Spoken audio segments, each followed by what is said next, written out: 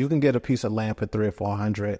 If you don't want to develop, if you don't want to build yet, buy a piece of land from a land bank. List that property for 10 times what you sold it for on land.com. Here's how you're going to go crazy with it. You're going to do seller financing, right? Which makes it easy for somebody to acquire the land because now they don't have to pay. Let's say 300 and you list it for 3,000.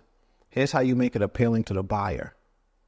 You're going to do seller financing with a down payment of $300 a month, right? The down payment is $300. Then they're going to pay you $300 a month to pay for the next 9 months, which is $2,700, which will pay off the balance of the property. Wow. So now you're giving somebody with no credit, who could have bad credit, you're going to finance them that land, right, for $3,000. Easy financing. They just pay the $300.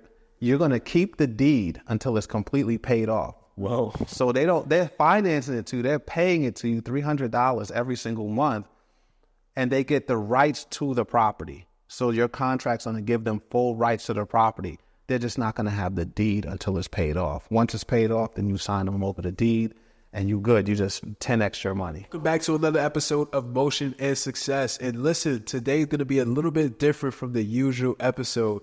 We're going to be interviewing our very, very first guest, which is Charles Noonan. Charles Noonan, this is going to be an episode where we're breaking down a little bit more deeper of how to get into the land bank, how to invest into real estate. We're going to talk a little bit more about credit and also content. There's a lot of different strategies that you guys are missing, and this is going to be the episode for you. My name is Cody, and I have my co-host with me. Yep, it's Ayo, and this is going to be a really good one. We're going to go from real estate to content to credit. So you guys are getting a quick masterclass in all three sectors. So this is one that, I feel like, they're going to learn a lot. But yeah, definitely, we got to get Charles to introduce himself real quick. Yo, what's up? This is Charles Noonan. We got another episode of the Land Bank Show. I got my guys in here. Content killer, Ayo, and the credit guru, the credit specialist, the guy that can get your score where it needs to be, Cody Brown, Promotion and Success. I don't know if y'all seen it, but they got some viral clips out here. So we got to dig into viral. We got to dig into credit. Everything revolves around credit. We got to get it. So let's get this thing going. First question I got to ask you, Cody. I got to ask you like right off the bat, bro. Because I know you, when you came and spoke in my group, right? You wasn't on like the old way of fixing credit. You wasn't on like the hookah method, hang up, call again method. You ain't know I knew that, right? Yeah. You wasn't on that. You was like, yo, it's software. We got technology that does that. Right. Tell me about that, because that kind of threw me. I never heard of the technology like that, like the software. But tell me about that. So pretty much what we do as far as like repairing credit nowadays is we use a system called M2 Magnate. It's an AI powered software that uses Metro 2 compliance, because at the end of the day, like when you're sending in letters to Experian, Equifax, TransUnion, there's not a physical person that can open up all these letters and read these letters.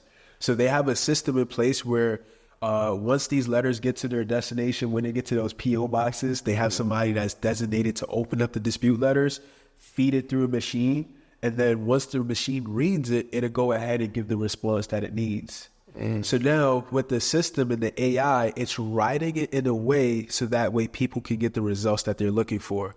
A lot of times we start throwing our emotions inside these letters. We say, hey, listen, our cat died, our dog had our homework, all kinds of crazy stories, but the machine is not reading it for your feelings. It's not reading it for the problems. They're looking for Metro 2 compliance. Is it reading it? Is it following the standards? Yes or no? Right. And that's the job of the, for stuff to get deleted. For stuff to be able to get deleted, yeah. Oh, that's crazy. Yeah. So your software does that, press a button, it sends the letter out too? Yes. So there's also like a feature inside of the system where you can have, the third party print out the letters for you. So that way you don't have to leave your house. You don't have to go out to the print shop or the library to print out these papers. And you don't have to, go to the post office, stand in line, drop off these letters. And everything can be, done from home, basically. That's killer, bro. You said the library, man. That takes me back. Go to the library. That takes me back to where, like, I ain't have a printer. In my mind, I was just thinking, oh, shoot, everybody don't have a printer at home. That's a fact. So people, they got to go to the Staples, That's a Kinko's, the library. What is it, a nickel, a quarter, a page? You know what's crazy? I think it's a little bit more nowadays, to be honest. Like, now, like, inside the post office, they charge like, I think like 10 cents probably. And now For a page? I think so. I can't remember. I haven't been to the post office in a minute, but you know, I use the system. But as far as like stamps are going up. Before it used to be like a few cents. Now it's like 25 or 50 cents or something. Man, everything's going up, bro. Everything's going up. Yeah. So that's dope, man. I gotta dig a little bit more into that, because with land banks, I teach people how to get the properties super cheap, right? They get them for the low, but they do need money to renovate them. If you're not going to sell it and you want to renovate for passive income, oftentimes people don't qualify for like renovation loans to get the money to fix the properties. So if they got good credit, it's like history has proven it's a good practice if you could get like a 0% interest-free credit card, do your renovations, get your house rented, and then use that money to pay the 0% interest back. Right. So that's been good. And my team members that partner with you, they're happy, bro. Oh yeah, for sure. They're happy. Like they're moving through the steps of the process. Happy. Yeah, because like the thing about it is like, you know, no longer do you have to go out and sit there, you know, pay somebody to do the credit repair for you. No longer do you have to, you know, fill out these little Google templates that don't work. Or you don't no longer do you have to also, you know, learn the consumer laws, all these little laws and tricks and like it's too complicated. You know, people just want results, you know? Yeah, that's dope. Yeah. So are you getting like pushback from credit repair people? Because when I first heard your name, right, there's a little legend about you going on, bro, that you that dude that can fix credit. I want to say, I mean, what's the best? No, when I first heard your name, I didn't know who you was. But I'm gonna can I tell you who? Right. She the 3. Yeah. We was working together. That was my business partner. Yeah, I don't know if I'm supposed to put that out there. I mean, but she was like, yo, when I'm busy and if I got extra stuff, yo, I give it to my guy. He's a sniper. Yeah. Sniper. Like, he's that dude. So I first heard the name, and I'm like, all right, so people out here killing it in credit and really helping people. Then when I met you, I'm like, all right, yo, I need you to do what you was doing before. You was like, nah, that's old. That's the old way. I was like, but the old way worked. He was like, nah, like we got to empower people to where they could fix their own credit. Now, other people that do credit, right? There's companies like brick and mortar companies that have offices focused on fixing people's credit. Do you think you get pushback from people that do credit the traditional way, like, yo, why you giving them the whole software, blah, blah, blah? Or is it like, it is what it is? To be honest, like, it wouldn't be much pushback because at the end of the day, like, credit repair people can use the system too.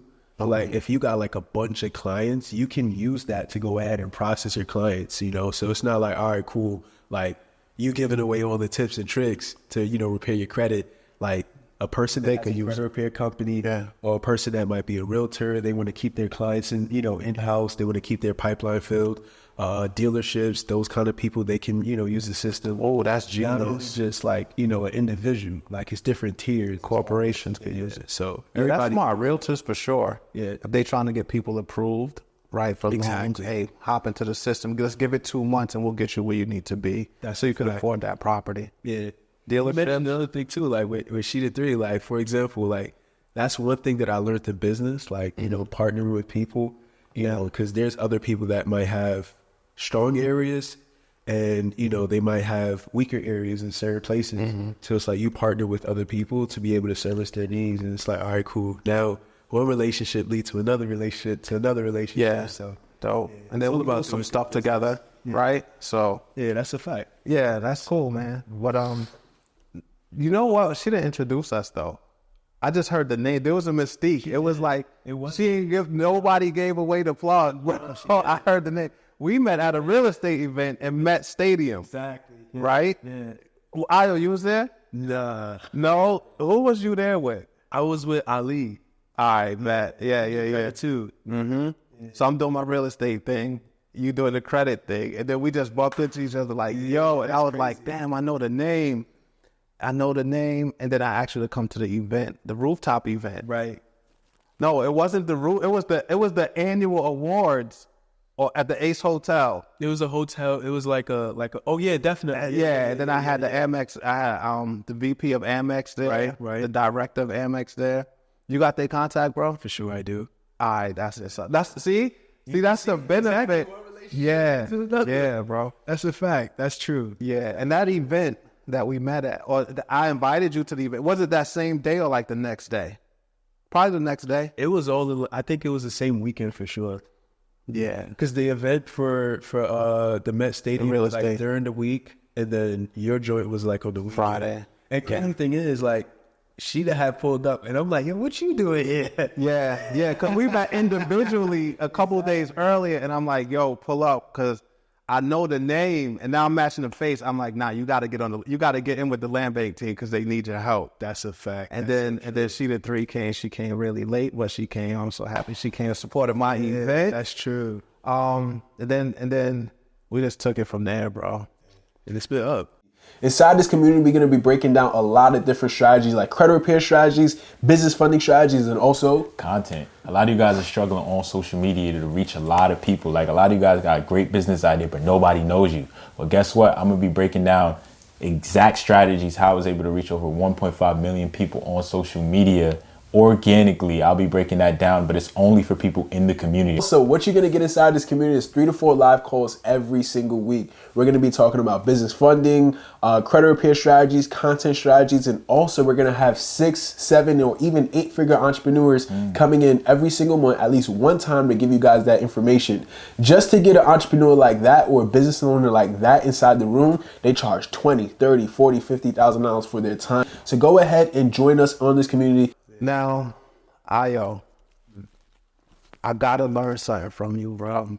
Like y'all got skills. I don't know how, right? I'm fairly new to Instagram, right? Maybe like 2 years max, right? Fairly new to Instagram. And I've been trying so hard to get to that 1 million view mark, right? Like everybody that offers a business, offers a service, whatever, like you want to have, because you feel like your product is so dope, you want it out there for everybody. And you try to make these reels, people that can't dance be dancing, people that can't sing. Like this is what people are doing to get to the M, right? They singing, they dancing, they're sharing, they're cooking food. Like people do anything to try to hit that algorithm to really go viral and get to the M. Y'all got your own pages. Y'all bust out with like a whole new concept, just championing people's motion and success, right? Like, I love it. I love the concept and everything. The energy behind it is like, we got to shed light on people that got motion, because that's where we need to like focus on. Like, if it's working for somebody, hey, we need to do that, right? They're having success, right? So I love the concept.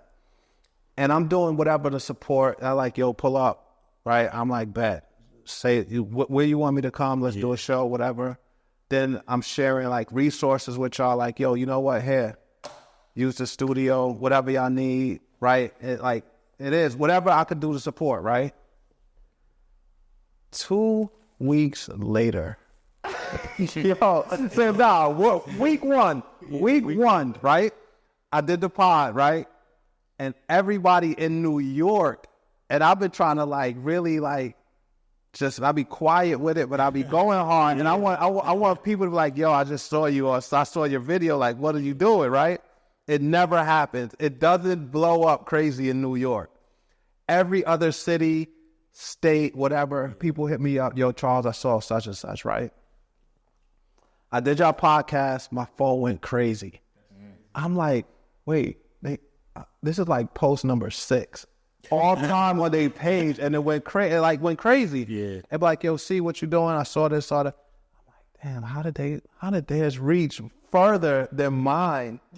In our city, in our own city, like no lie, my people are calling me, yo, so you gotta tell me about what you're doing. Yo, you gotta put me onto the house thing. Like, I'm like, all right, cool. Wait, like, well, where you heard? Yeah. Like, nah, it's all over Instagram. I'm like, word? Let me see. And it's your post. I'm like, how are they killing it? So not even 3 weeks later, bro, I just repost y'all stuff just to support, right? It costs nothing to share and try to like, show love, right? So I just check your page, or I see a little post, your post come up, whatever. And then I'm looking at the views. I only had 500,000. What the? I'm like, I gotta, oh man, I ain't speak to you like 2-3 weeks, right? There's little gaps before y'all do the show or whatever, right? I checked back. I seen 1 million views. I said, nah, bet's off. They not sharing the information with me. I'm sharing with them. I said, something's not right. How I'm at 240, what I get? I got like 269,000 on like a reel or whatever. Yeah. How y'all get to the million, right? Which is like the ultimate for everybody. I don't know if they're going to admit it or not, but everybody want to get to that end. How did y'all get to 1 million views on one clip on a 2-month-old page? Yeah, nah, that's crazy. Definitely shout out to you, Charles, especially for being our first guest on the pod. I think we was at like 100 followers. Like we probably had a couple videos up, and Charles showed love. Like, yeah, I'm gonna pull up. You know, he didn't even look at our follower count. He was like, yeah, I'm gonna pull up. You know, it's a platform. Why not? So, you know, your clip, the clip that we had of you with the podcast that went crazy. Like the shares is probably like 7,000, 8,000, 9,000. So it's really impacting a lot of people. So I look at content from, like, let's say if I'm on my phone and I'm scrolling through Instagram, I look at content like that. I'm like, yo, what would you look at? What would I look at? You know, so when I'm looking through these podcasts or looking through these long form clips, I'm like, like even I'm not trying to have any biases when I'm looking at the video. I'm like, yo, like, people could learn something from this. You know, why not? So I'm looking at the content. I'm looking at the long form content in a different way. I'm like, hey, like this is a good piece of content, especially like in certain parts where like you're giving out some type of information, you're giving out some data, like go here, go to this website. You know, people love seeing those things. And the main purpose of our podcast, we want to highlight, like you said, we want to highlight people having motion and success. So, and we want to share that with the audience. So, you know, definitely like, you know, that's one of the main things. Like, look for the really good clips, but don't try to be biased with it. Like, look at it and be like, yo, I really got stuck on this clip. Like, this is something that I could go home and do it right now. You know what's interesting? The more I study the space, they say it's like two categories for content. There's entertainment and education. Yeah. Entertainment gets the views. Education, coupled right, makes the money. Yeah. But it's not the sexiest. It's not like, right? It's not the sexiest. But if you look closely enough, those how-to videos be going crazy. They go, any how-to video, like, there could be 5 how-tos. One of them is going to have 1 million, million plus, and then everything else probably copied it, be a little bit under, Exactly. be under. So, Yeah. The one that went crazy for you, that was a how-to video. Yeah, that's dope. But I still try to do my own how-tos, bro. It don't be that. It don't. Nah, It'd be a couple 100,000, like 200,000. I got a couple with like 250, but I ain't get the M yet, bro. Nah, it's coming. It's gonna come soon. Especially, you know, I feel like like what the audience really likes seeing is like they like the podcast setup. They like seeing content from podcast setup. Yeah. You know, when you got a mic in front of you and things like that, because it looks more organic. Like it looks like somebody just threw you a question, and now off the top of your head, you just gave a organic response like, hey, go here and do this, you know? So people like seeing things like that. And back to the 1 million views, like consistency, like I think we posted almost every. You can't say consistent. Wait, you said every day? We posted, like starting the page off, like we posted for almost every single day. Yeah, that helps. That helps. Because then what I look at it too is like every like that we get, it's like somebody joining our algorithm. So, you know, like if like let's say you liked our post, it'll show you another one of our posts, and then it'll also show somebody you follow our post. Like, hey, Charles liked this post. You might like it. You might like it, yeah. You know, the more you come out with good content, you don't know which one is going to spread like wildfire. And, you know. All right, do this, bro, because you seem like you got it just on the natural, right? Give me top 3 things to do to go viral on Instagram. Oh, top three things I'll say to increase your likelihood of going viral. I would say one, it's the hook. Like the first 5 seconds of your video, like I don't watch videos on accident where like the beginning was so trash, but I ended up staying on the video and I was like, this was actually a good video. But they didn't do a good job hooking me in, you know? So you got to focus on those first 5 seconds. Like, damn, like really like do, like you don't got to say nothing crazy. You don't got to do nothing crazy, which some people do, you know, but if you're looking to retain an audience, keep an audience, I say just hook them in. Like, you could start off with the good information, start off with the juice. Like, hey, like, you know, boom. Like, you know, if you're in real estate, here are 5 tips to be in a real estate. Something quick, like something that just make them be like, okay, Yeah. you know, you could be dressed up a certain way. Just find some way to hook them in, like really good. Interesting. So First 5 seconds. First 5 seconds. So those first 5 seconds is really key. And then going on, I would say is like, all right, the information section. Like a lot of people would still cut it off after the hook. Like as soon as you open your mouth and you probably say something like, you know, that they might not be too interested in, they'll cut the video short, but you have to really keep them wanting to watch it all the way to the end. And that comes with what information are you sharing? Like if you're in the entrepreneur field, you might want to probably be sharing like, you know, giving out tips immediately. Like, hey, like do this, do that. Don't beat around the bush. Just give the tips right there. You know, So first 5. yeah, first 5. Information. Work right there. That's how I operate, bro. Yeah. So if I'm gonna do videos, I'm gonna be like, all right, what's the third? Give me the third thing going viral. I'm talking like you in that $1 million. Yo, y'all get like a platinum plaque. Y'all platinum right now. I'm like bronze, right? I'm silver. Y'all are platinum artists right now. So top 3 things. Yeah, I would say like the hook. First 5. Yeah, first 5 seconds. Info. And then we gotta also think about how we look at videos too. Like what would make sense? Like what would we watch to the end? And then, you know, at the end, you could continue with having like good information. Like let's say if it's 5, like people like numbers, like 1, 2, 3. They're gonna wait for the 5th one. You know, Or $1 million. Oh, that's smart. That's good. they're gonna wait for the 5th one. Or you know, you could tell them like some way to reach you personally after you then gave out game in the middle. Like, hey, you could reach me, or if you want more info, like give out something beyond the content. You know, people like seeing stuff like that. So we're gonna sum it up. This is how you do it. F, first 5. Yeah. I, information, killer information. Yep. And then the third one you said was numbers. Yeah. Like FIN. Yeah, like you could put like Fed. The Fed strategy. Yeah, like top 5, like The Fed strategy. So yeah, like so numbers would be like, I'm just making this up, but like how to make $1 million your first year in real estate. yes. People love seeing stuff. Top 3 tips to make $1 million your first year in real estate. Yep. All right, we're gonna try it. Yo, we're gonna try it. But it also comes because it's like unconsciously a lot of people, they are looking at things too, like, yo, is this video in the right format? Like, is it in the Instagram format? A lot of people will skip your video if it's like horizontal. Yeah. and you're giving out game. People, just because of the format, they might not really tune into it.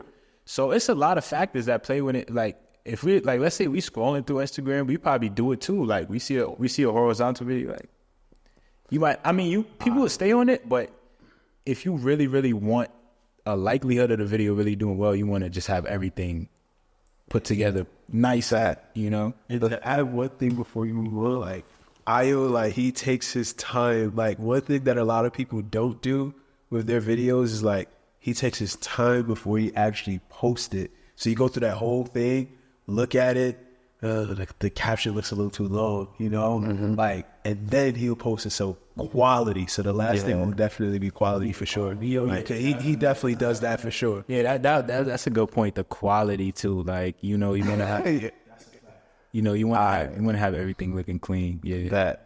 So that's something I don't do. Oh, you just throw it up there?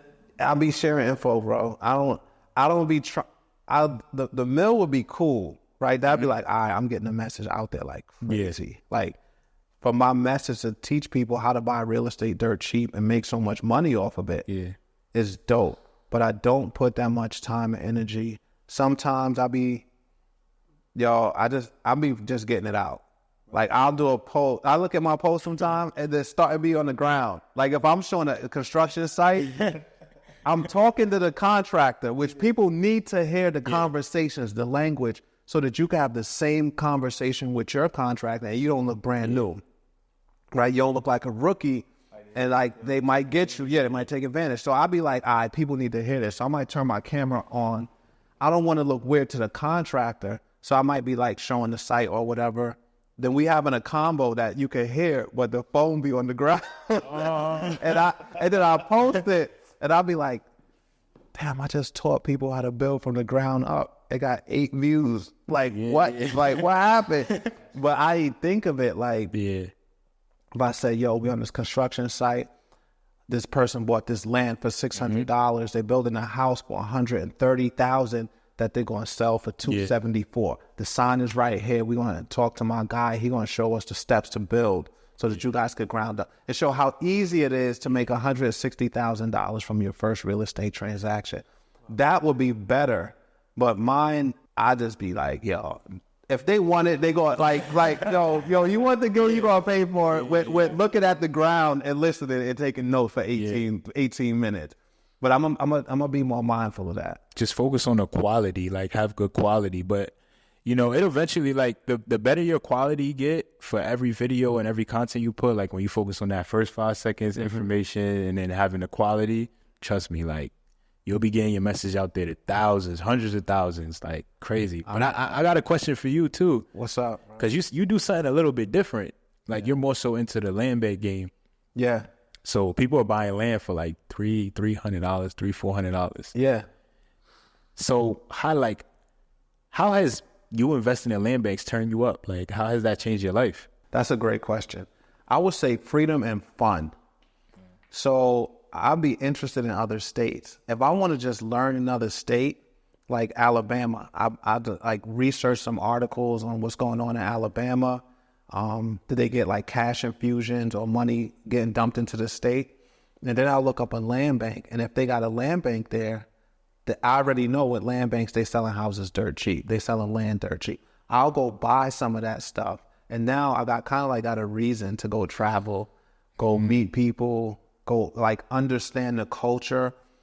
Even it was yesterday. I was actually in Birmingham yesterday, and then I went to Atlanta to the auction, right? I went to Atlanta to the auction and then flew back home last night. So I was asking the guy, because we was driving around, we was like in a little bit of a hood. You can tell when the neighborhood go good and a little rough. Yeah. I was like, well, what's the culture in Birmingham? It only got 1.9 million people, right? It's small. It's quiet. It's really nice culture, everything. He was like, man, ain't nobody gonna bother you here. We ain't even like that. I was like, so I can walk anywhere? He was like, yeah. Well, you do what you want. Nobody's gonna bother you. He's like, if we have any crime. And I was just so curious to learn the culture. Being from New York City, we get everything, right? But in different places, it's just different. So he was like, yo, the crime or issues they have are people that are in like the life of crime. He's like, if you're not doing like guns, selling drugs, whatever, stuff like that in gangs, like you could avoid all of that. And he was like, in Birmingham, Alabama, we live really nice, peaceful lives. People just be about their business. They want to have fun, hang out. They watch their sports. Football is huge, right? Mm-hmm. Football is huge. And they just enjoy life. The cost of living is low. So I bought a bunch of land there, and I'm developing it there as we speak. And I kind of like it. So getting into land banks, it's just giving me like more of a well-rounded, I would say, understanding of our country, different neighborhoods, how different people live. And then like when it's really payday, like when we, get them days, yeah, I'll go see the country. I guess that helps my level of curiosity and interest in like global cultures, national and then global cultures. Yeah. So I do got another question. So what's your take on like traditional real estate versus like land bank? Why is land banks a better option? That's a good question, bro. Traditional real estate sucks. The game is like washed. It's old. It's like a washed tradition. the Burr strategy, buy, renovate, refinance, repeat. That strategy is whack, bro. Like, don't ever do that strategy. You're going to spend I'm going to give you three reasons why you should never do traditional real estate. Number one, the amount of debt you have to go into to make a profit it just doesn't make sense. You got to go into $600,000 worth of debt for a two-family to make $300 a door. So you go into $600,000 to make $600. It makes no sense. Mind you, number two, if they don't pay the rent, the mortgage, so you ain't get your 600. Now you got to go in your stash, your savings, to pay a $600,000 mortgage because you got some idiot tenant that learned the law and learned that they don't have to pay. If they could withhold the rent if you didn't turn the heat on or the heater didn't work exactly on the date that they were supposed to get heat. Really? So now they know the laws, now they hold the rent. So you have $600,000 worth of debt, which is killer. But now you got to go into, you already spent $80,000 to get it, right? Down payment, 6% closing costs, whatever. Now you got to go into your personal money to pay for other people's living. It's just a trash concept. Third reason, bro, your debt to income ratio is going to take a hit for $600 a month. Let's say for $2,000 a month. Think about it like this. What else could you do with $600,000 cash, right? $600,000, whether you took a loan or you got it cashed out. What else could you borrow $600,000 for and use it that will pay you more than $1,200 a month or $600 a month? Like, is there no better investment with $600,000?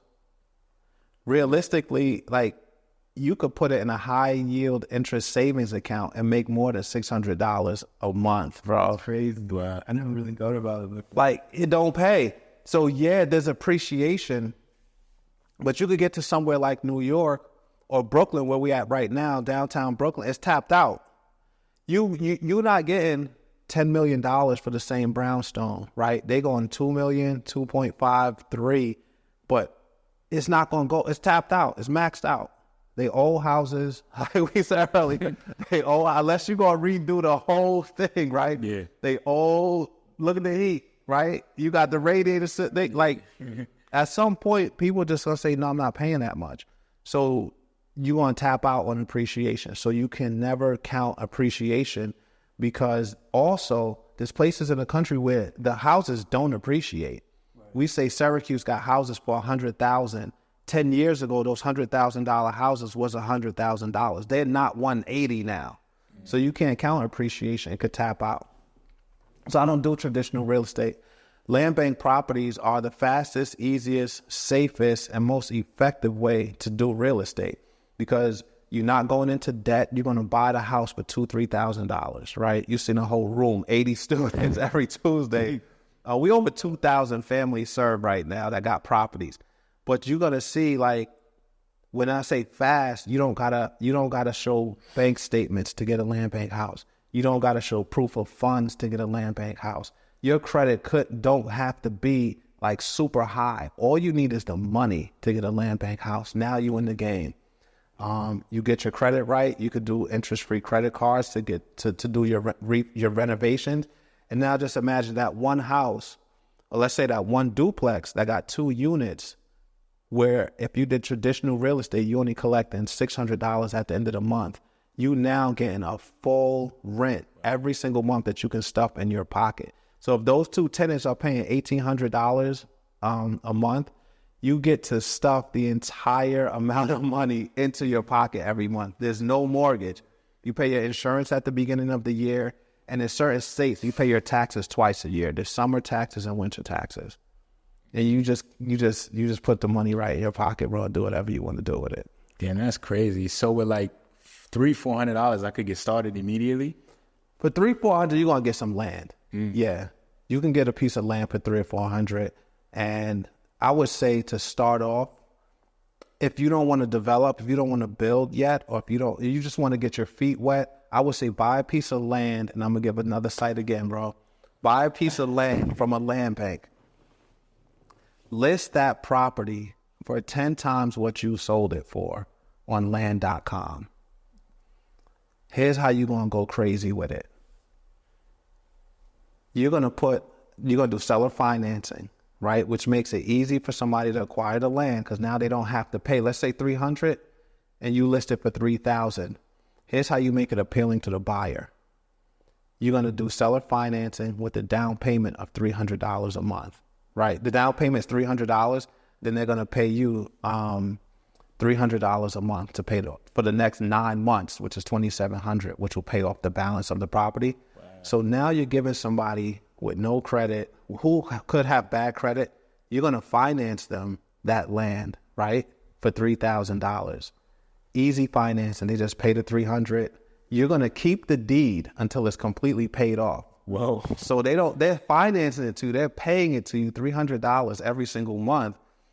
And they get the rights to the property. So your contract's going to give them full rights to the property. They're just not going to have the deed until it's paid off. Once it's paid off, then you sign them over the deed, and you good. You just 10x your money. That is crazy. So basically, somebody could go from like $300 to just $3,000 with that information right there.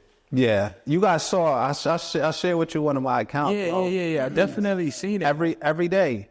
So that's crazy. You just buy them and you list them there. You could really make money because land bank properties, the value, right, is the same as the value as every other house on the block. For example, like we're using a house, right?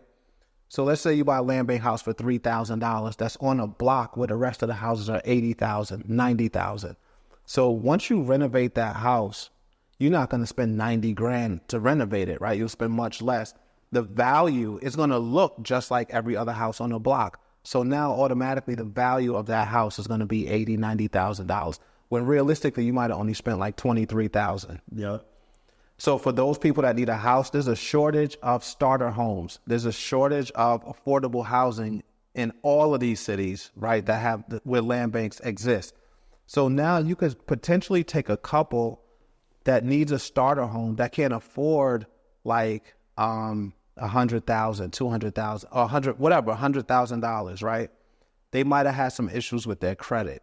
They might not have had a job for 2 years where they don't qualify for a loan because, to qualify for a loan with the banks, you need 2 years experience on the job, 2 years tax return, excellent credit or a certain credit, 680, 640, 700. Now, the down payment be crazy. Mm-hmm. They be playing so much games with the down payment, bro. Sometimes it be zero. Sometimes the interest be high. Sometimes the down payment be low. But I never seen nobody get those programs either. Mm-hmm. I never seen nobody say, I went to such and such bank and I got this house with zero down. I never seen that. Is that even possible? I mean, with land banks, it will be. Yeah, with land banks, you're going to cash out. But now with that strategy, you're offering somebody. It's so appealing to those people that necessarily can't get in a traditional way. They could finance the house through you. You're the bank.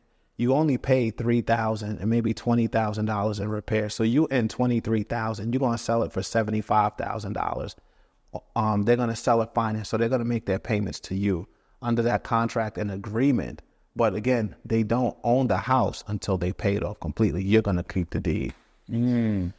Now, you're going to get paid every single month from that house or that piece of land until it's paid off. So you get to actually decide. You could do a 10-year term. With land, I usually do 2 years.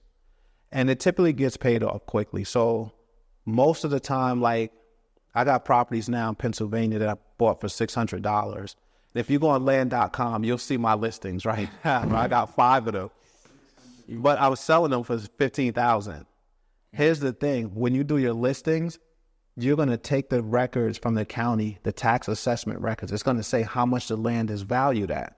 So sometimes my strategy with real estate is to buy low and sell low, right? It ain't buy low and sell high. That's just being greedy. That's the old way. That like we talking about, I want 190 people paying me monthly, $300, $600, $800, right? I'm not going to try to sell a property I paid $600 for that's worth $23,000 for 23. I'm going to try to sell like 18. And I'm going to show the county records in my listings that this property is worth $18,000. So now you're looking at it, you're seeing it, Queens County, Brooklyn, Kings County, You're looking at the tax assessed value for the property. It's worth $23,000. I'm selling it, seller finance, right? All you got to do is make one down payment to me, and you get the rights to the property. So you could do whatever you want with the property. You got full control of it. I just got the deed. Wow. That is crazy. I definitely did want to ask another question too. So like, as a newbie, like investor, you know, like somebody that's just getting into real estate, because like, say for example, I live in New York and land banks are, you know, too frequent in New York. It's probably might be like in Detroit or something like that. Yeah. Would you advise a new investor to be, you know, investing outside of their home state? Like, because now you got to fly, you know, now that's a cost. Yeah. So and forth, and then the hotel and the rental. Does it make sense to, you know, invest out of state? It does, but if you want to get your feet wet, make some money, and then start investing with the house money, right? You could do land. So buying land out of state is easy. There's no maintenance on land. You don't got to go clean it. You don't really have to go cut the grass. There's no plumbing. You don't got to go wrap the pipes in the wintertime so they don't freeze. You don't have to do any of that stuff with land. So I would say you could get your money up and learn the game and understand like what land banks are a sweet spot.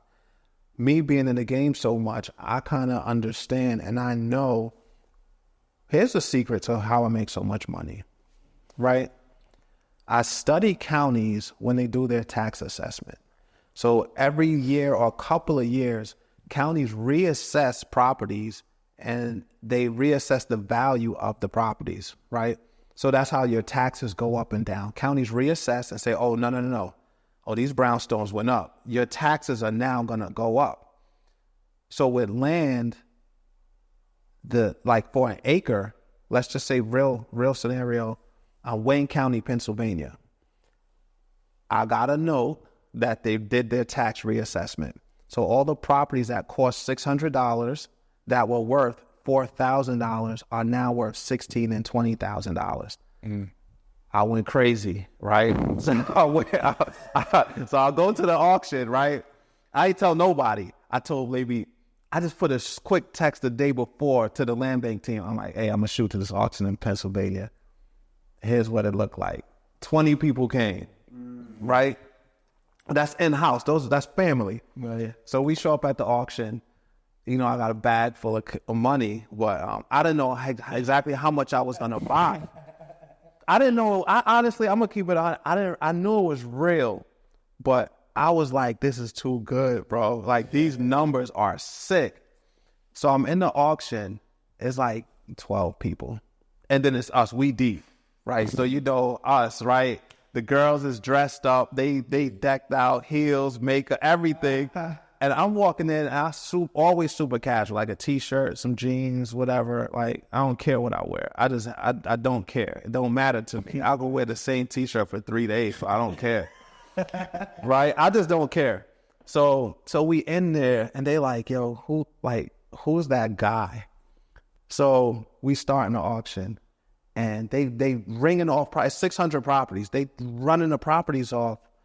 And I'm talking to my assistant. I'm like, nobody's buying these? She's like, I'm like, all right, where's our page? So she turned to the page and she's like, all right, we want this. She's pointing them out. And I just started winning them like crazy. So I got 13 properties, all valued $20,000 or more. My net worth increased in one day $260,000. Dang. I happen to be doing an application for a new spot, right? I ain't gonna say the state, right? A vacation spot, right? And yo, they asked me net worth. I was like, yo, I just grew $250,000. I was like, oh, that's easy. I started putting down like all the properties, and I'm like, this is the fastest way, the easiest way, the least competitive way to like make money. Is safe because it's land. It can't disappear, right? Nobody can steal it. You can buy them in a day based on what auctions you go to. And like, it's just not risky. There's very little risk associated with it. Charles, I see you and your mentees, y'all outside, y'all in the field, y'all walking around different, looking at different lands, y'all in the auctions and things like that. which one of your mentees, or like, can you give us like a mentee testimony story? Like, which one of them turned up from land banks? Yo, that's a great question. Yo, my mentees be lying to me, bro. The mentees be lying. So look, I did 2 challenges recently. I did one, Deeds Under Trees, which the concept was, instead of buying gifts for your kids like toys and sneakers and stuff, buy them land and houses and give those under trees instead. So our net worth and generational wealth could get bigger, could start to build up. Yeah. So the concept was, we want everybody to win. It was like 300-400 people, right? They all bought one property, which I made sure, because I want everybody to be successful. So I'm like, hey, everybody buy. So everybody bought, right? Then after the challenge, there's like a extra level of support. So when I'm doing the extra level of support, they're like, oh yeah, so I got 8 properties. So I got 9 properties. I'm like, wait, the challenge just ended 2 days ago. How you went from 1 to 8? And they be like, well, you know, some people be like, they won properties by accident. I'll be like, how? Damn. But so after that, we did the Buy the Block initiative. And that challenge, that was a 5-day challenge we did, where we wanted them to buy collectively next to each other. Like, we just bonded as a family in the 5-day challenge, and we strategically seeked out properties to own so we could start to own like communities together. That same concept was one at it, like get one, and then we're going to teach them how to build in like an extra support session called Dirt to Development, where we take them from having the dirt all the way to development. Man, we got somebody named Candace. She got 2 houses and 13 pieces of land, all from a 5-day challenge. And I had to pull that out of her. I'm like, how many houses you got? And somebody was like, Charles, you being funny. I'm like, how many houses you got? She was like, 2. No, she said just 2. Yeah. And I said, how many pieces of land you got? She said 13. I was like, so you got 15 properties? She was like, yeah. Like, she was like, yeah, what's wrong with that? And I'm like, damn, that's kind of crazy. That's wild. That's wild. So yeah. From what I know, one person got 15 properties. 15 properties. Yes. Her name is Dr. Candace. God damn. That's so we hear more too. Like, I know there's a lot with 12, 13, 14, because once you know the auction sites, you can easily buy them. And then I'm kind of in with some of the people at the land bank. So if I refer you to a land bank that might have 1,800 properties, I could say sort it by parcel number, right? That's like the property social security number, like that they identify property with. So I say sort it by that number. That's going to give you all the properties that they have on the same street. They're giving them in sequential order. So you could pick 6, 7 properties out, call the land bank, right, and say, hey, I'm on the land bank team. Charles says hi. I'd like to know if I could get these 6 properties, these 4 properties. And you could actually buy a block like that. Wow. So it's not uncommon, but they don't, because I want everybody to have them. I'll be telling people, like, don't go too crazy, because I want you to develop them. I want you to cash flow them. I want you to have an exit strategy. Now, if you buy 7 and you say you're going to sell them, and I see them listed on Facebook, Craigslist, land.com, unsoldland.org, and I see them, I'm like, I like what you're doing. But if you're trying to develop 10 properties at one time, it's going to be hard, because to build might be like 160, 170,000. So unless you got 1.7 million, which I know some of them don't, I'll be like, just slow down, because you got to pay taxes on those properties too. Right. Yeah, I mean, the cards to it. Yeah, it's. I try to simplify it. So every cohort, like to buy a house and renovate, I got a workbook, a 10-step workbook that lays all the steps out and all the resources you need. For land, to buy and sell land, I got a workbook, like how to research it, how to look it up, how to sort what you want, how to buy, how to sell, how to list. Everything is like in there. And then, yeah, man, those are some of the programs. That's really dope. But I just want to ask one last thing too, because out here in New York, we got a lot of a lot of tenant nightmare stories. Yeah. So how does investing in land banks, how do you protect your cash flow, and how do you stay away from crazy tenants, like people squatting in your house all type of craziness. Oh, that's crazy. So look, the land bank team, we got, yeah, that's crazy you brought that up, bro. And New York City real estate, you could get shot, stabbed, or killed as a landlord or a tenant, right? It'd be crazy, right or wrong. We hear it every day. It's getting more and more crazy. Like they setting apartments on fire, they clogging the toilets before they leave. New York City real estate is absolutely crazy. Don't do it. It's a tenant-friendly state. Stay away from New York City real estate. It's horrible. Here's what I do. So most of my investments are out of state. I still own properties like in the Bronx, like 2-3 family homes. But for the most part, my recent investments are in landlord-friendly states. So I'll do that research to find out. And I've gone this far as going to sit inside landlord-tenant court. In the Midwest, for the most part, they be like, are you paying or are you leaving? And that's it. And if, for the tenant. So if I take you to court as a tenant and you backed up 4 months in your rent, they're gonna be like, Mr. Brown, are you paying or are you leaving? Which one is it? If you got the money, like pay that man. If not, all right, you leaving, you got 21 days. That's the type of research though. Like I made it easy for people to do. But I had to go do that homework. I had to go sit in court. I had to go find out where's the courthouse at, and I had to watch. I had to do research. Facebook groups will tell you a lot. You can go in there for real estate investment groups, and you can ask how's the landlord court? Has anybody had trouble getting a tenant out?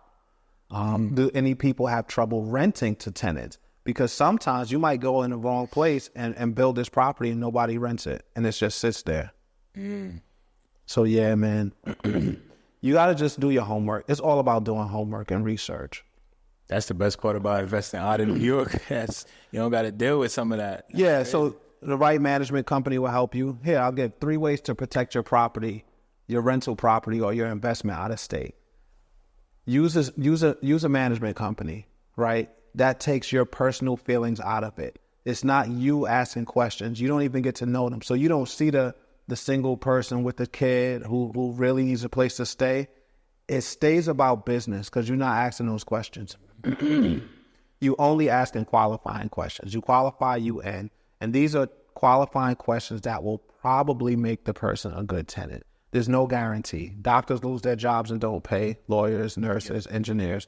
It all happens, right? So there's no one way, but your screening process is huge. And you want to take yourself out of it because naturally, right, we're empathetic to people. We're in position now to rent. So it's like we want to bless somebody.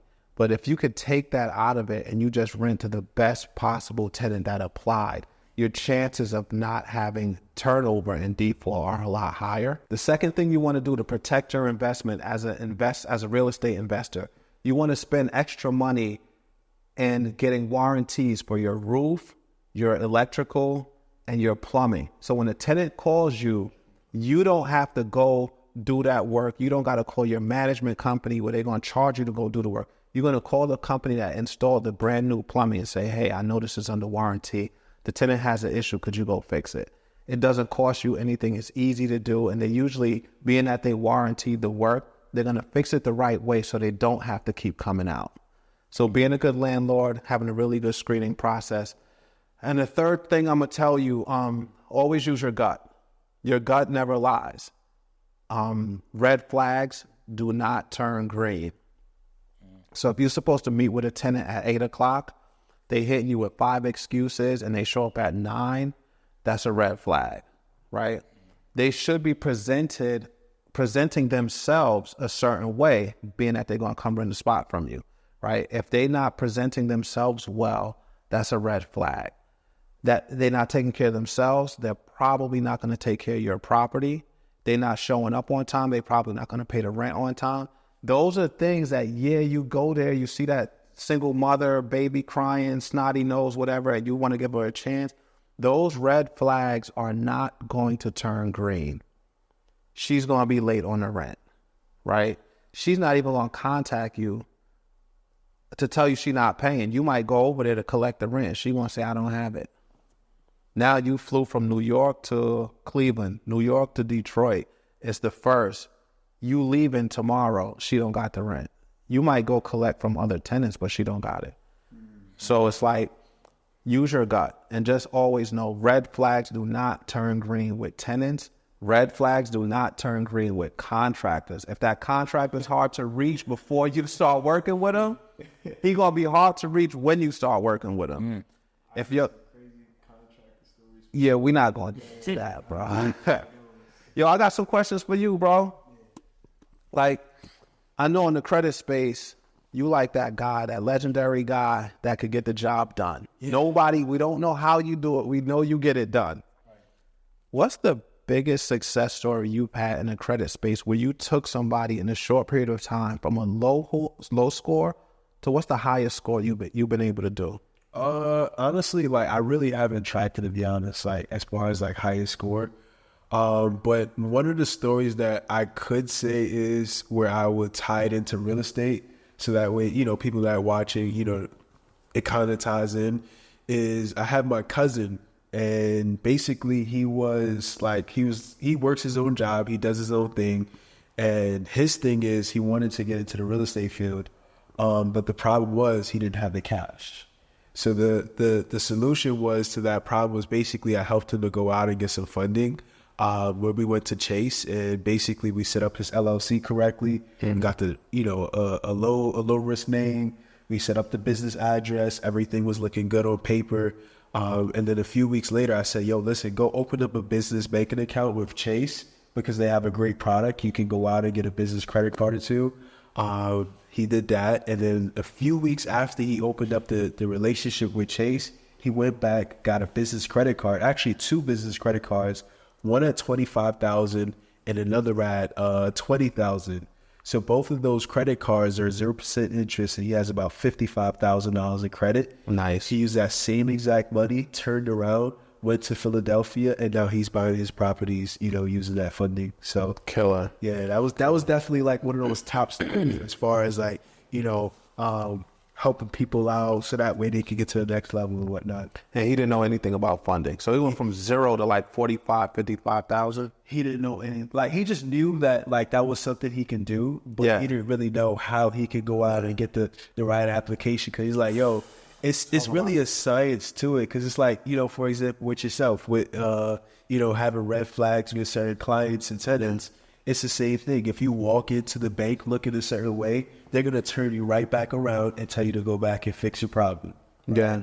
So, you know, it's just about knowing exactly how to go into the bank, what to say, you know, so that way you're not raising any red flags to them and be like, all right, cool, we can't lend to you. I know that's your cousin, right? Yeah. But has this ever happened?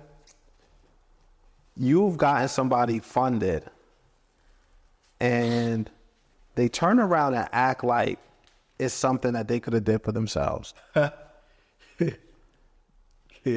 Does that happen to you? Because sometimes I'll be getting people houses and land. They be like, oh, that's public information. I could have Googled that. That's so true, because a lot of times is the people think that it's like, all right, cool. Like, you know, like we be like, all right, cool. Go to Chase, go to Bank of America, go to American Express. And like, they'll come in their DMs, they'll jump on consultations. And it's like, yeah, so I'm going to go to Chase, right? You know what you got to do. But most times they really don't know how to fill out the application. They don't know how to walk inside the bank.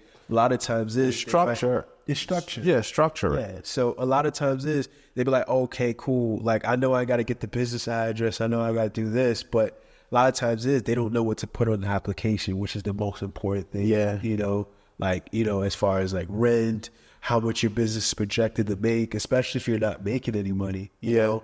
You don't know what to put on the application to be able to get the maximum approval. It's a way to go about it. So give me the top 3 things that you could do. Top 3 things you must do to get funded. Top 3 things is, number 1, make sure you have a good credit profile.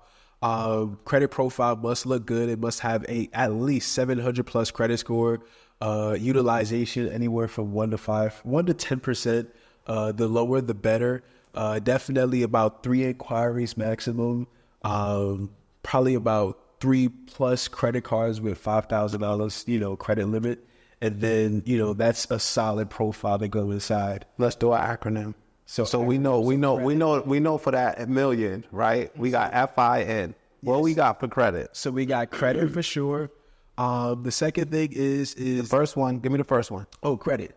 So that's the credit foundation. How to get funding? The foundation. Yeah, for sure. going First F. thing first is credit. The second thing is the business structure. The business structure must be, that's an What's for credit or foundation? foundation. We can call it foundation. No, credit. For credit, call it credit.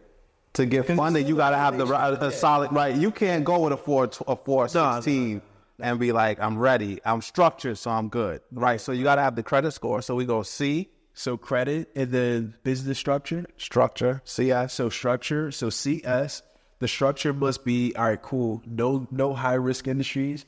And to be honest, real estate is a high risk industry because at the end of the day, you know, there is times where you might have a tenant inside your property. They don't pay you, which means you can't pay the banks. So that's kind of a high risk industry. So you definitely want to stay like in low risk industries, like for example, real estate consulting, you know, advisor, information, things like that. So basically structure your business in a way so that way you can get the maximum funding. And then the third thing is lenders. So you want to be able to have the lenders out there that are giving you the bag so that way you can go out and, you know, get the relationships, get the credit cards without. You got to know who's giving what. Who got programs right now that's hot that will lend to your industry. Yeah. CSL, credit. You summarize it. Top three things you need to go get the bag from the banks. Let's go. Top three things is the credit, the structure, and then the lenders. So you got to be able to have your lenders that you can turn around to. There's some lenders that might have, you know, high risk. They might have high tolerance. Like, all right, cool. Like you got to have, you know, bank statements. You got to have tax returns. You got to have all kinds of information as far as like, you know, to be able to get approved. So now there's certain banks out there that will lend to you with no docs. Like you don't have to have, you know, tax returns, bank statements, 2 years in business and things like that. So you be able to have, you must have like the lenders that are, you know, more small business friendly, basically. Dope. Yeah. All right, give me a horror story with credit. Like, was there somebody like you couldn't do nothing with? Like, or how about this, Ayo? If there's somebody who credit score you work with that went down. To be honest, no. And not really of a big horror story. I'd probably say the biggest horror story was like, you know, a dude signed up, he acting all strange and weird, like I'm about to run off on him. And then, you know, the next day he's calling in, asking for a refund, you know, things like that. But as far as like horror stories, not too much, to be honest. But there is times, to be honest, where I might be working with a client. And, you know, a client might be paying me like, all right, cool, we're working on the credit every single month. And then it's like, all right, cool, we're not getting deletions. And then 6-7 months down the line, then everything starts dropping off. And they're like, oh, yeah, you know, I'm glad we stood. It'd be the nerves. Yeah. They be like, this what I understand. I learned that people don't understand. It took you a long time to mess up your credit. Exactly. Why do you think overnight you're going to fix it? That's a fact. Like, they just be thinking. So if you're going to do it the right way, and this is my understanding, I'm not the credit pro, it's going to have to take some time. Right. Like, you went months without paying that phone bill, right, without paying your car. You think it's going to come off like that? Nah. And most times is where they start rushing is like they might see an episode like this where they're hearing like, you know, you can buy land for $300, you could buy a property for less than $1,000, whatever the case may be. And then they're like, oh, you know, I can do this. I can use the credit. I could do that. And that's when they started to rush everything. Yeah. But they had this problem for about 2+ years that they never thought about it. They never, you know, wanted to take action on it. And now the fact that they see something now, they want to start moving, which is a good thing. But, you know, it's a process. Understand it's a process. Yeah. Ayo, what's the least amount of views or likes or comments you had on a video? Like, give me the dud that you spent 2 hours on. Give me the one that he said, yo, this is going to hit. Because we all think they all going to hit. Yeah, that's a fact. A lot of times. Give me that. Give me the real or something that you was like, yo, Cody, I got it. Yo, we out of here. Yo, we on the Explorer page. And 3 days later, it had like no comments, no likes, nothing. I actually, because I'm not even gonna lie though, like the way social media work is like the algorithm be weird. Like it just, like that's why. So how'd that happen to you? I mean, it definitely did. Oh, that's we had funny. one video. We did a podcast with some guy, and I'm calling Cody. I'm like, yo, I think this is it. This is gonna be a milli, bro. This is way before. Yeah. I done put like a lot of time editing it. And I posted it. I ended up posting it like 2-3 times just to make sure it went through. But I posted it on all 3 platforms, and I'm like, I wasn't seeing engagement. I'm like, whoa, I don't know if this shit was shadow banned. I don't know what was going on. Yeah. I was shocked. I'm like, yo, I put a lot of time in this video. Which one was it? You don't gotta say the name, but just say like. So the video wasn't more. It was like. Did it have all the things that you thought it would? Like it had the hook in the first 5 seconds. Information was good. The caption like 2-3-4 times. Like chocolate did the message. Yeah. Yo, he thought Instagram was broke. He thought it didn't hit. It didn't hit. I was like, time. It was a dud. But yeah, it didn't hit. But I sat back and I thought, I was like, I don't know if the topic was too controversial or like I don't know, because it was more so like about like our people wearing designer, stuff like that. And it was a while back. Yeah, but I thought it was going to hit. I was like, thought it's got to be the video. Yeah. And tried 2-3-4 times. Yo, that's you took it down and put it back up. I just kept it up. I was like, yeah. And we just gonna be consistent because that's the main thing. Just be consistent. I noticed that. Keep it up. I noticed that. Keep posting. And there was one video too that I was like, yo, just threw it up randomly and it hit. I'm like, whoa. It be stuff like that. Like I just did a video, top dirty little secrets that land banks don't want you to know. And I was just like, people don't know this. And I was just in the studio and I was just like, yo, press record real quick. I just did it. Took off crazy. Yep. Like 4,000 shares. I get so much engagement. It's like, I just don't put that much into it because I had some videos that I thought like, yo, this is in. And like 0 comments, no likes, no shares, no nothing. I'm like, oh, they bugging. Like I made 18,000 from doing it. Nobody looked. This ain't get. I'm like, but this ain't get shown. That's what people say too. The algorithm is random. Like it's just it be random. Like sometimes it could be the time you post. Everybody's probably on their phone. It just be random. Like you can't. I'm that's learning. why you just can't. Sometimes you can't duplicate the next video. It's like. Here's what I'm learning. Consistency is important. Consistency. 'Cause I got a little formula that I share with y'all that I know it kind of hits. Like I know I'm gonna get 20,000 off of this one formula and comments and everything else. Like I know a little bit, but sometimes if you don't couple that with consistency, right? So if you just try to just be like, yo, here Instagram, this is the formula. They be like, where you been? They be like, oh, then get to the back, bro. Get to the back.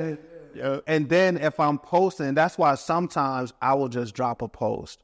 I'll just post to be consistent. Yep. And then when it's time, like if I'm gonna do a webinar on Friday, I'm gonna post something crazy on Wednesday to build the links to the webinar. Yeah.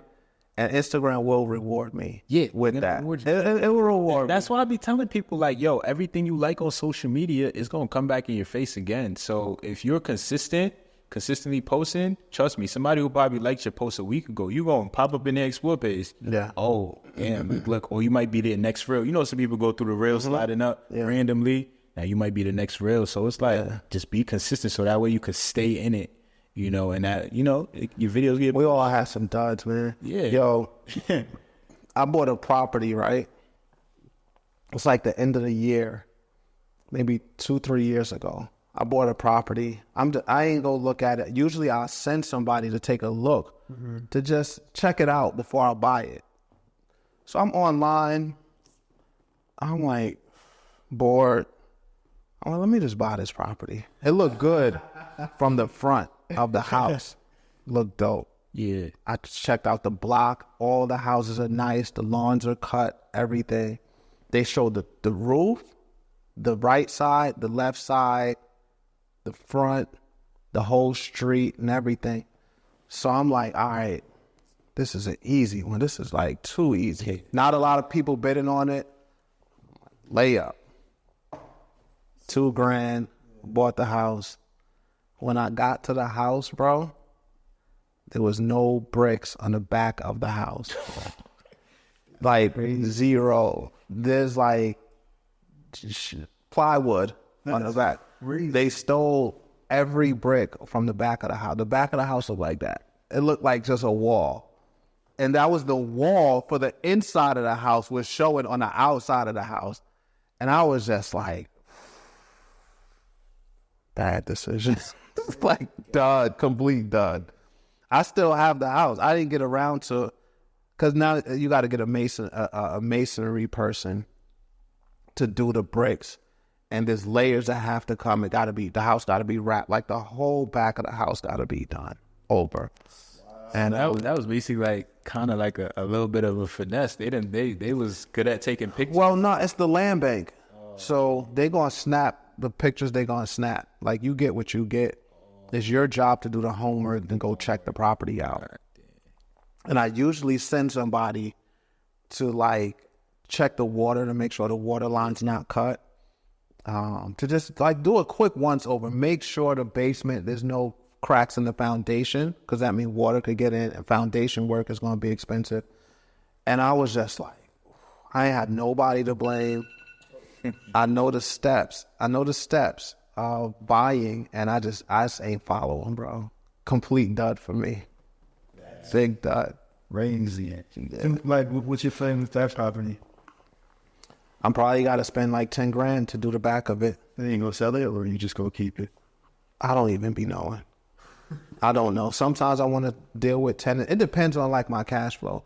If I'm about to go to an auction and I can sell a house for a lot of money, I'll sell one house, let's just say for $20,000-$25,000. Take that $25,000 and go buy whatever, 15 pieces of land, 18 pieces of land, knowing I'm going to sell those for $10,000 and make $180,000.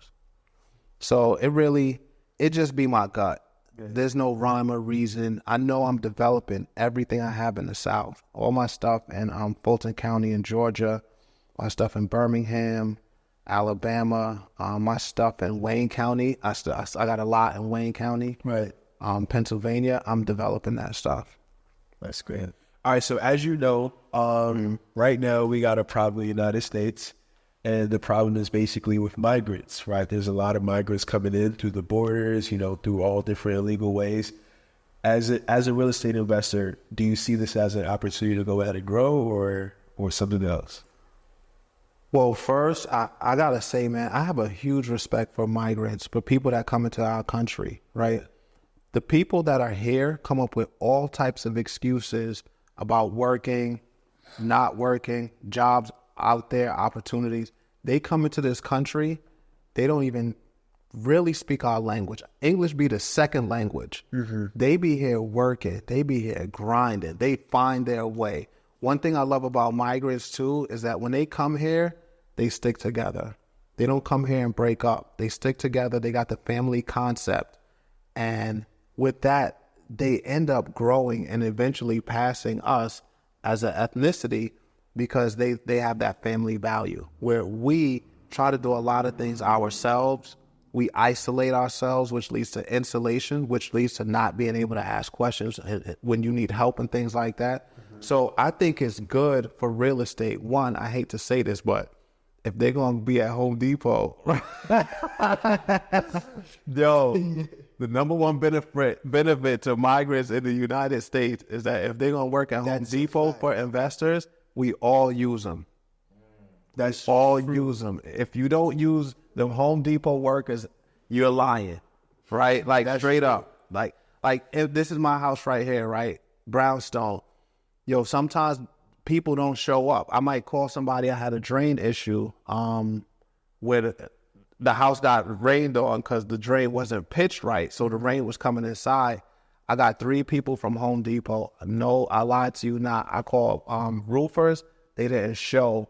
I'm like, look, it's going to rain on Friday. I went and got 3, and they knew exactly what the problem was. I needed waterproofing, and the gutter needed to be pitched a little so that the rainwater could kind of slide down. And I was like, man, like, They asked me for a third of what the roofing companies asked me for, and they got the job done quickly. I didn't really have to bring them through the house. I brought them through the basement. They came with their ladder. They didn't take no breaks. They were like ready to roll. Yo, they came with their food, their drinks, and I actually posted a video where I was offering water through the gate. Like they didn't come in the upstairs. I was giving them water, and they was just so grateful and thankful. And they got the job done, bro. It rained 4 times. No rain, no leaks, no nothing. Because you know what's so crazy? Like they know like certain skills, and they will be out there, and then like there will be videos like we're actual like legal contractors. We license or whatever, and then there's people that's not licensed, and then they're migrants trying to get some work. So like they be stacked up from like early morning. They be at the Home Depot where you live? In Queens, yeah. It be all down and them dudes. Like they like come in, bro. I ain't gonna lie. It got to a point where like at first they used to be in front the actual building. They were outside their gate. Like I would be driving past and like they pulling out. Yeah. Come to the window. I appreciate it. I just gotta keep it real with you. I've been using Home Depot employees for the longest. Home Depot parking lot employees for the longest. Because you gotta this is a game. It's a money game, right? We're managing money. It's a business, and you want to get the most efficient job for the least amount of money, because that's your profit. A job that's 10,000 or 20,000, as long as the work gets done the right way, that's your profit. Now you might not get no warranty. It depends on what it is, right? You might not get no warranty with it, but if it's something like laying tile, and they cold with tile, right? If there's something like laying tile or painting, you don't need a warranty.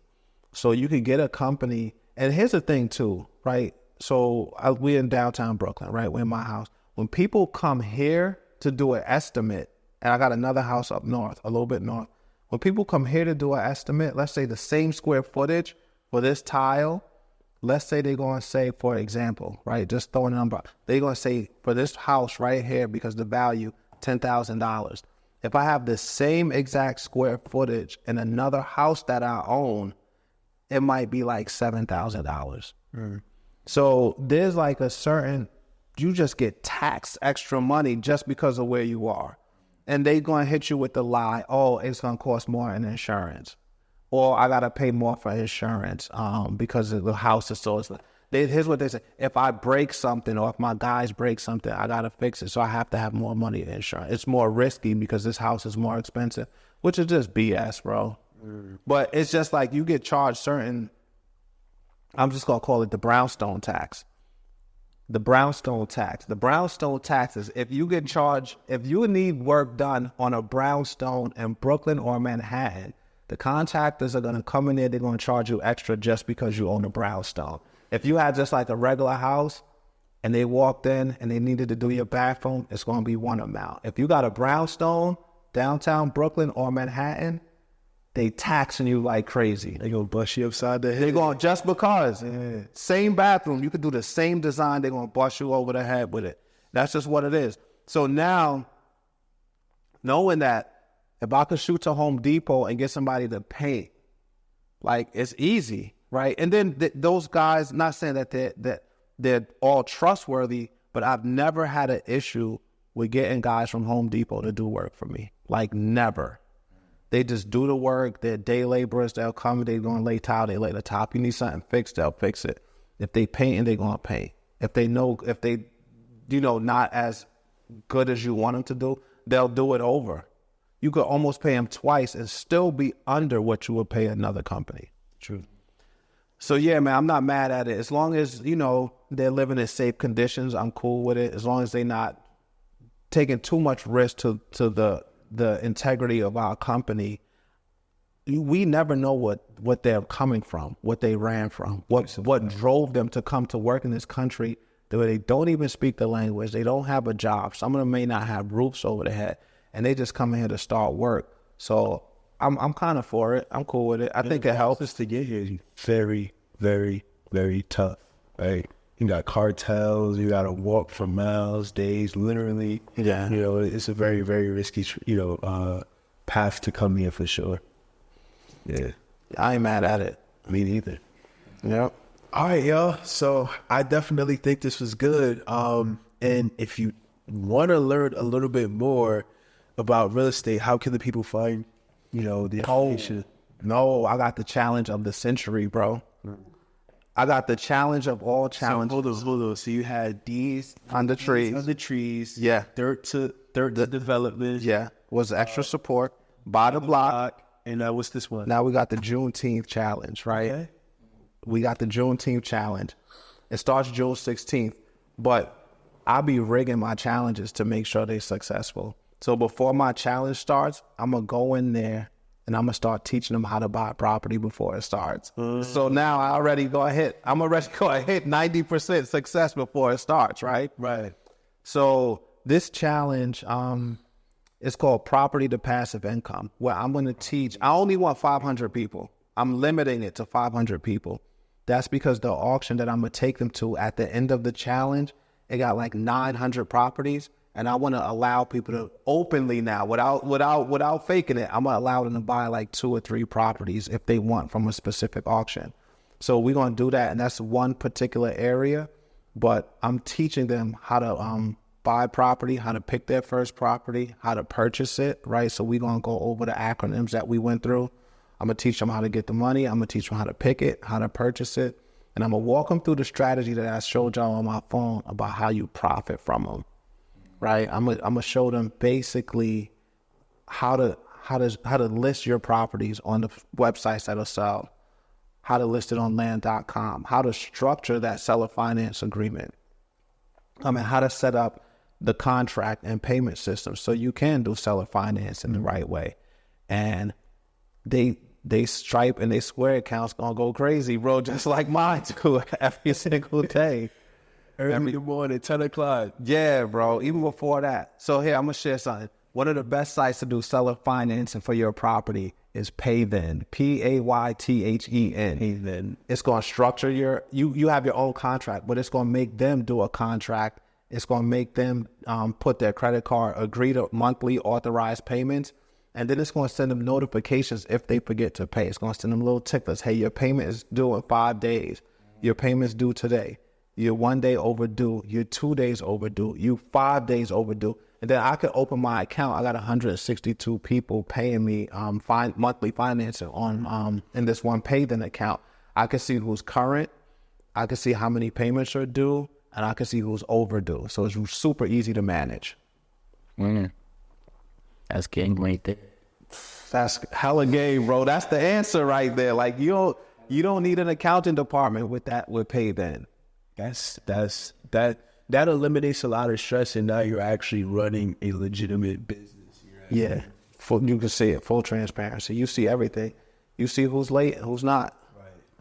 And then here's the best thing with land: there's no tenant, there's no kick out process. If they don't pay, they're either going to catch up or they're just not going to get the deed. It's not like you got to remove them and take them to court with land. Hey, you're behind on your payments. Are you going to be able to pay going forward? They'll say no. Then you just move on.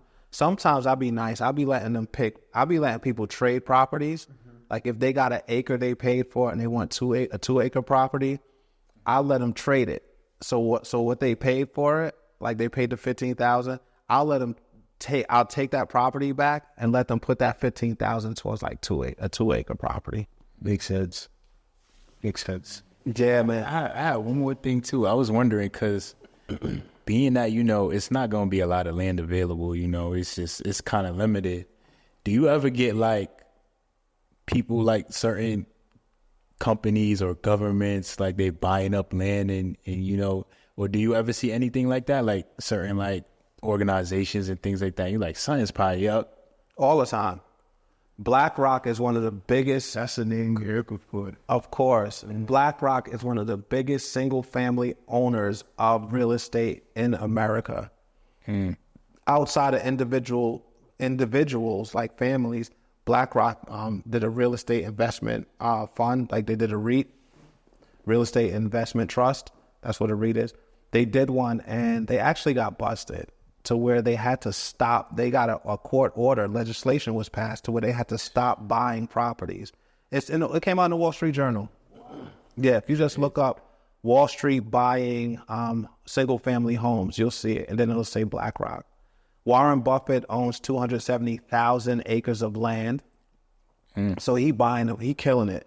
But a lot of what he's doing, he's getting farmland because he got approved to I want to say scientifically generate or manufacture vegetables. You know, some vegetables are made like in the lab, or at least the seeds are, so they could reproduce it faster. So he got approved to do that. So he got 270,000 acres. So our vegetables, man, from the real farmers, it's just gonna be limited. It's gonna like vegetables. As soon as it's gonna be like lab grown, genetically modified. It's gonna have like 8. You have like 8 opportunities for an orange.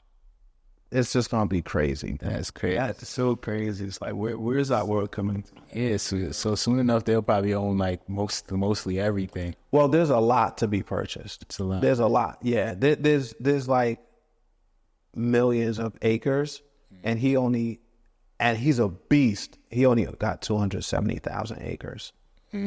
So yeah, there's a lot of land to be purchased. There's a lot of land, and there's a lot of houses to be purchased. There's a lot of because we're in New York, we don't see vacant houses like that. Yeah. Right. You definitely not going to see a vacant house in Brooklyn. And if you do, it's $1 million to buy it, and it's just a shell. Right. In other parts of the country, they do have vacant properties. They got a lot of houses that were burned down that got removed. They got a lot of houses that are vacant and dilapidated.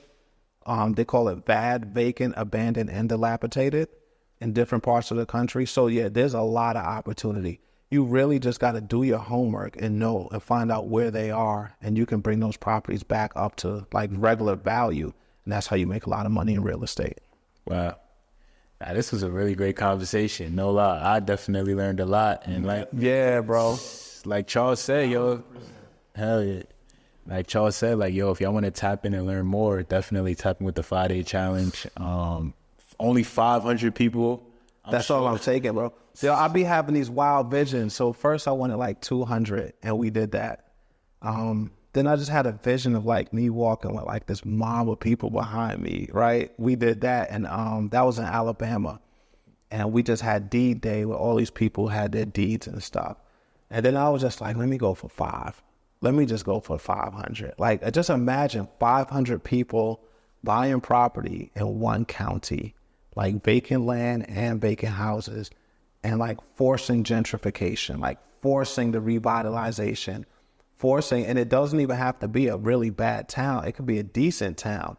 But with all the land, if we start building these properties on it, the value of the houses are going to go crazy. Us as a community, like, we're increasing our net worth almost $2 million in one day, right? So it's going to be absolutely crazy, man.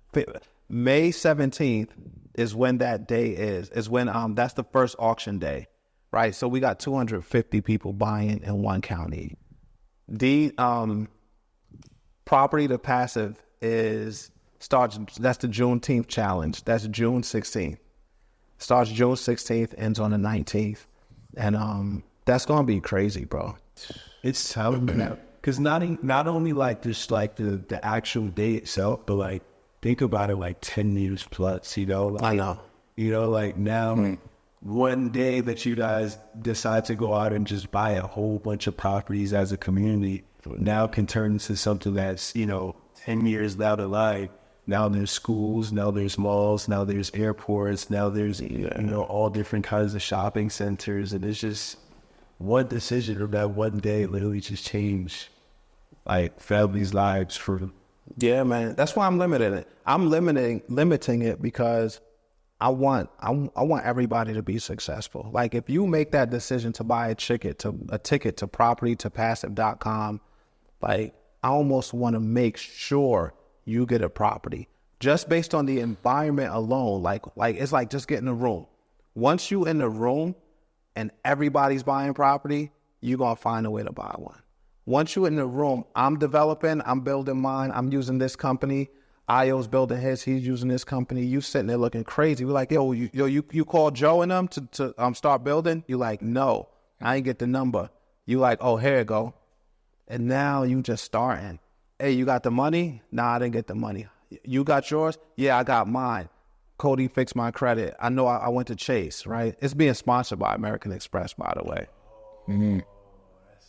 Yeah, so I got the funding piece in place. I don't have the credit piece, but I got the funding piece in place. So we got funding. You know how some counties, some cities got Sunday fun day? Like it'd be like party time, like lounges will have like Sunday fun day, right? Taco Tuesday. So we got Sunday fun day, but it's fund. So the challenge starts on Sunday, and we're doing funding on that Sunday. Yeah, that's gonna be killer. It's gonna be killer. Where you come up with these names? Like path to past, you know? That was Sister Shanika came up with that name, Deeds Under Trees. That I can't take credit for that one. By the Block, she came up with that one too. Property to Passive, I came up with. It's just like where do you want to take people to? Like, what's the concept? And I think people relate to it. So in Deeds Under Trees, we had like, that's a holiday thing. So we had like Ugly Sweater Day. So everybody, like 300 people on Zoom, got on ugly sweaters. And it was just, it's like the energy. I'm a big energy guy, right? I want everything to be fun, festive. Because once you know how to start making money, right? Once money's not a thing, once money's off the table, money's not an issue, it's really about enjoying your experiences. It's about enjoying every day.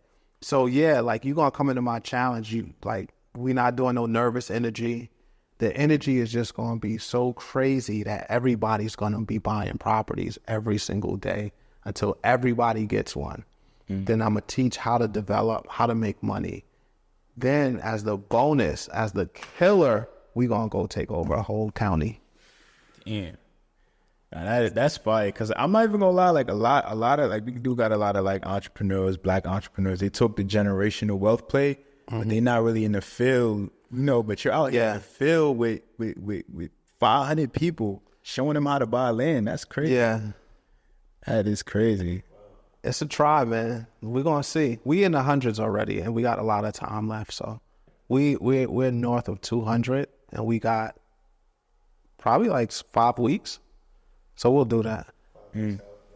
Yeah. Definitely. Yeah, man. So look, let's wrap this up, fellas. This was a dope episode, a fun day. Like it just be fun, right? It just be laughing, fun. You're gonna be sharing information all the time.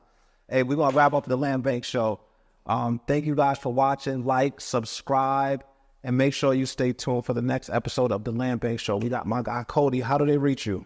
You guys reach me at future_the CEO on Instagram. Also, go ahead and check out the links down below.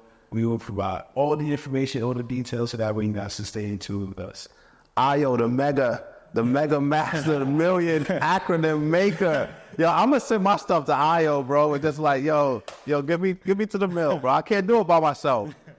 Where they find you, bro? Definitely, y'all can reach me on Instagram, IYODJI, or the podcast page, Motion and Success. And definitely just stay tuned for more great content.